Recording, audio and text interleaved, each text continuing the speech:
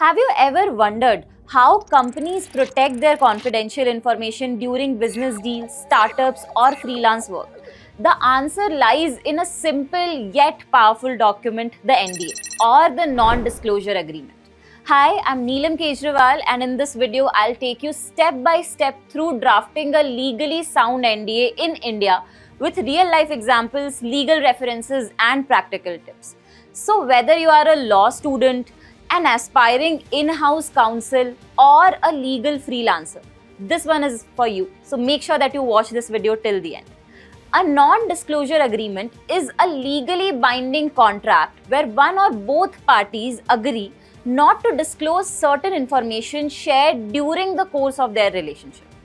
NDAs are generally used in employment contracts, business negotiations, startups sharing product ideas, or in freelance or outsourcing projects. So these are the broad areas where NDAs are used.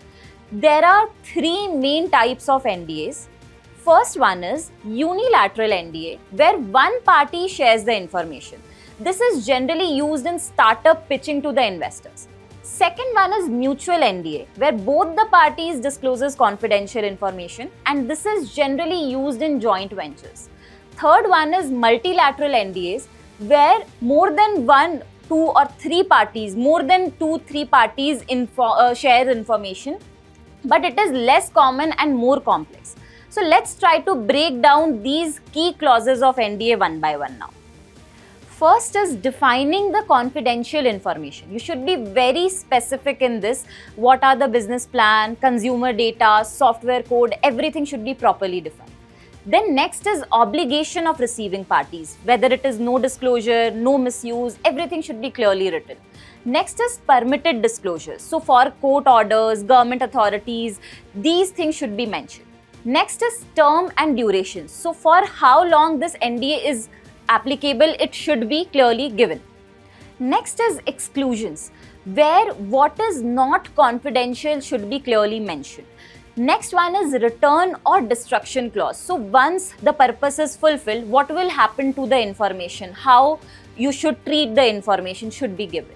Next one is remedies. So in case of breach of this agreement, what are the remedies available? Injunction, damages, these things should be clearly mentioned. Next is jurisdiction or governing law. Whether it is Indian law, any specific court, everything should be clearly given.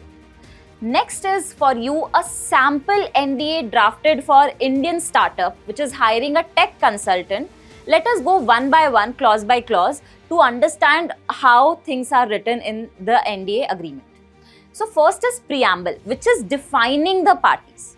Next is with respect to NDA clause 1, which is very important, definition of confidential information, where you have to clearly define what constitutes a confidential information. It should be very comprehensively given. Next is non-disclosure obligation, where you should clearly define the obligation of the party regarding non-disclosure of the confidential information shared. Next is use restriction. What are the restrictions imposed on the parties regarding the usage of the confidential information? Next is term, where ideally it is 3 years period, but what are the different duration that is suitable for your contractual obligation, you should clearly mention. Next is return of information. So once the obligation is served, how you will return the information, what will happen to the information should be given. Next is breach consequences. So once the contract is breached, how or what remedies should be available should be mentioned.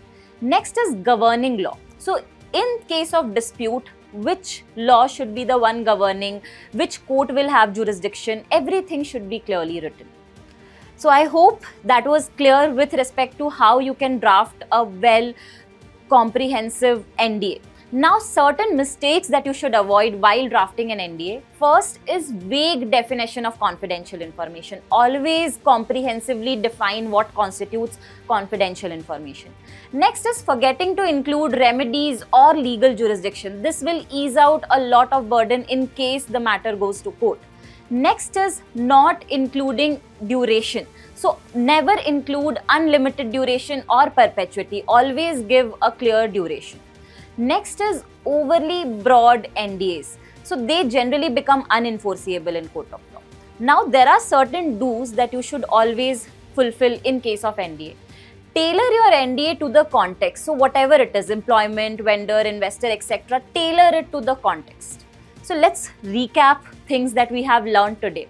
Different types of NDA, clearly defining confidential information, certain key clauses that should be included, what are the broad or vague languages, or what are the things that you should rather not do in an NDA agreement.